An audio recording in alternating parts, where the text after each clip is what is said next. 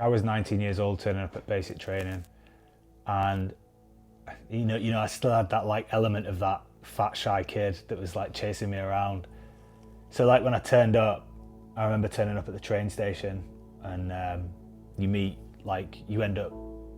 all meet in the same location, and like the screws or the corporals come and take you up to the camp. And I remember looking around at the other lads and just thinking, like there's some big lads, but everyone looks stronger and fitter than you. And I remember standing on the square with 70 other recruits, and I was one of the youngest and definitely the skinniest, or one of the skinniest. There's two of us that are quite skinny, and I remember looking down the line, and it was blokes with big chests, hairy chests, tattoos, moustache, and I was like, wow.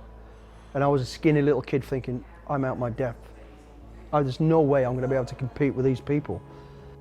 You just have this perception of them, and they're probably, looking back now, they're doing exactly the same. They're looking at you going like, fuck, like these guys are stronger, fitter than me. I think it's just something that humans have got ingrained into them. I was already starting to, mentally lose it and thinking, I ain't going to do it. Then I just thought, I'm here. I'm not going back to that lifestyle. I've got to make this work. And as the weeks went by, the numbers got fewer, and I was still there. And every day I looked down the line and more people went, these big guys were going, it gave me strength and it gave me belief. I thought, I can do this. I kind of found enjoyment in seeing people fall off. I think a lot of people do, as in, not in a bad way, right? I didn't rub anyone's face in it. But when you're doing things that are difficult and you've got an easy option to get out, like you can literally VW and, you don't hand a number in. You literally VW and you can just walk off and pack your kit and go. And you'll be in a warm shower and bath and, whatever food you want. So it's easy to quit, which makes it, the majority of people do quit. I think when that happens, like you see their weakness and it puts you up a level, right? It puts you up a level of, puts your strength up a little bit. I got confident and believed in myself, and every day was difficult, every day was different and hard, but I just thought, I can do this. And it went on and went on and went on, and the numbers got fewer and fewer and fewer, and I was still there. And it was hard, and every day I felt like throwing my hand in, but the thing that stopped me doing it was going back to the lifestyle and the way I was. I couldn't do it. There was only one way I was going to go back to that, is if they said to me, you have failed, you're out. Until they tell me that, I'm going to keep going. And it was hard work, and at the end of it, there was 7 of us originals left, and I was the champion recruit. I was actually the best recruit for that troop. They were all great guys, don't get me wrong, I just shone a little bit more than, and I think, to be fair, I had an advantage having been in cadets. I knew some of the basic skills, so that helped me along the way. But on the physical side of it, it was hard. It was really hard. I was up against big, hard people. I kind of shocked myself getting through that, because I was never the fittest, like I was never the strongest, I was never at the front. Like, and we used to do these exercises where, it'd be a warm-up before we went on a tab, and the PTIs would, point to a tree and just say, right, everyone to that tree and back, last 10 go again. And I'd always be in that last 10. And then it'd be, right, go again, last 5 go again. And I'd always be in that last 5. But I kind of I had a bit of a theory around that. And I guess because I was never the fittest, never the strongest, but I've always completed stuff and always hung on. So I've always been used to being, in that fatigue state. Like, that's quite normal for me, which, as we all know, that builds resilience and that builds a stronger mind and body. Whereas the front runners, they were just used to, running at their normal pace and just being okay with that. So, when you deploy to places like the jungle or some of these harsher environments, like where everyone is on that level of fatigue, like for me, it was just normal. And you'd see some of the fittest people just fall over and, collapse with heat stroke, or, just not be able to carry on just because of the conditions.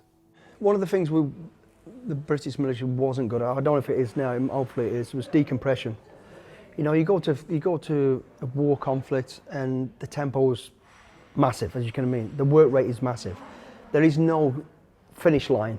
You don't know when this is going to end because you don't know where it's going to go. You don't really know what's going to come around the next corner and what's going to confront you next. Like I say, you plan for everything, but be prepared for the unexpected, and you'll always get that. So you're kind of tuned into that, you tune into that theatre, that environment, and you get on with it.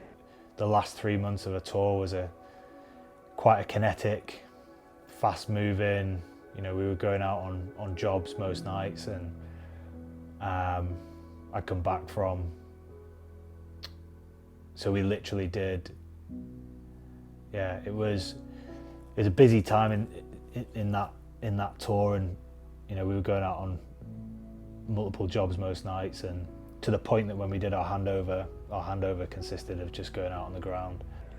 And then what we used to, you come home and you go straight back into supposedly normal life. Well, that's difficult when, you know, you may have lost people, or you may have seen this, or you may have seen that, and you've got this crazy aggressive mentality in your head, and you get home and then you haven't had time to decompress it and let it calm down and, okay, put that to bed now. You're straight into supposedly another life. We binge life. We binge this craziness straight into binge normality. What normality is being at home with a family or with your friends, and we don't get the time to, you know, filter that badness or the aggressive bit out and straight into it. So you go into it, you become a little bit aggressive, a little bit, don't see what the everyday problem in civilian street is when you've just had somebody who's got no house, no family, half the family missing. That's a real problem, not the fucking washing machine's broke, or the car's been stolen, or the kids had a fight at school. So it's, you're like, so what? That's kind of the mood swings and difficulties of coming from a high tempo, crazy world into a supposedly normal, and then back into that again. You know, we did three jobs on the bounce, and then I remember coming back and jumped on a plane and flew back to the UK, and I was back in 24 hours on the train up to Preston to meet my then girlfriend.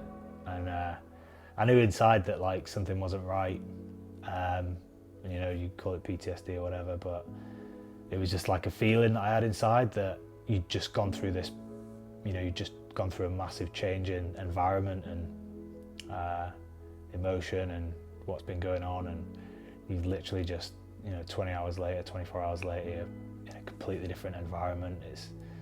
It's a benign environment, there's no danger, and yeah, it was a weird feeling, and I just kind of had in my head that everything will be all right, and like probably took about 3 weeks for me to get back to normal. I didn't speak about it back then, I didn't tell anyone, but like I was arguing with my girlfriend at the time, like every night. I found drink had helped, which, you know, isn't the right answer, but it just numbed what I was feeling. I think now, and I hope that, you know, when people come back from conflict and these places, they get that period of decompress, talk amongst yourselves first, get it out, chest poke each other before you get home, get things out off your plate, sort yourself out, get checked out, and then go home, because it's unfair. Because the people at home are, when you're in war and conflict, they're in war and conflict, worrying where the hell you are, what's going on, and you know, trying to keep the house together, the family together, your friends together. So that was difficult, I think, and that's why, you know, a lot of issues we're having today are happening, because people haven't had a chance to decompress and get shit off the chest. And it's always, for a soldier, you know, you always think about, if only I'd have stepped to the left, that could have happened. If only I'd have done this, if only I'd done that. Or I could look at it and go, well, Jordan, that was your fault. You should have told me to do that. Or get that off your plate before you go home, because that's on your plate, and you inevitably end up taking it out of your wife, your partner, you know, your aggression, and they're like, whoa, where did that come from? So that's the difference in terms of mentally managing and mood swings, and, you know. Yeah, like I just had it in my head that I think the more time went on, the better I felt, which just confirmed that, you know, eventually this will pass and I'll be fine, which it did. And it's just a reaction that you have from going from one extreme to another, right? You go from fighting to, you know, being back in the arms of a loved one, you know, and she's telling you she loves you, and you've completely switched off all your emotions inside. It's a difficult place to be.